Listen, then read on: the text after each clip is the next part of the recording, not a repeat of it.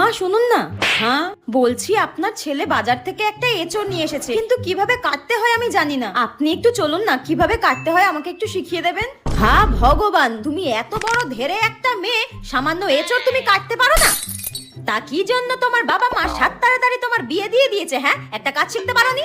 আমার মেয়েকে আমি সবকিছু শিখিয়ে পড়িয়ে তারপর শ্বশুর বাড়িতে পাঠিয়েছি, যাতে শ্বশুর বাড়ির লোকজন আমাকে কোনো কথা শোনাতে না পারে। আর তুমি কি শিখেছো? হ্যাঁ ঠিক আছে মা, যাচ্ছি। হ্যাঁ ওই দেখো, বলতে না বলতে আমার মেয়ে ফোন করেছে। সব কাজ বাজ সেরে তারপর আমাকে ফোন করে। তোমার মতো নাকি মিনিটে মিনিটে বাপের বাড়িতে শুধু ফোন করা? হ্যাঁ মা বল, কেমন আছিস? মা শাশুড়ি শুক্তো রান্না খেতে চেয়েছে, কিভাবে করব বলে দাও। শুক্তো কিভাবে করবি বলে দেবো? ঠিক আছে, তুই এখন রাখ, আমি তোকে পরে বলে দিচ্ছি। ওই কেমন আছি জিজ্ঞাসা করছিল। শুনুন মা, আমি সবই শুনতে পেয়েছি, আপনাকে আর ঢং করতে হবে না। বৌমাকে টাইট করতে গিয়ে নিজেই টাইট হয়ে গেলাম।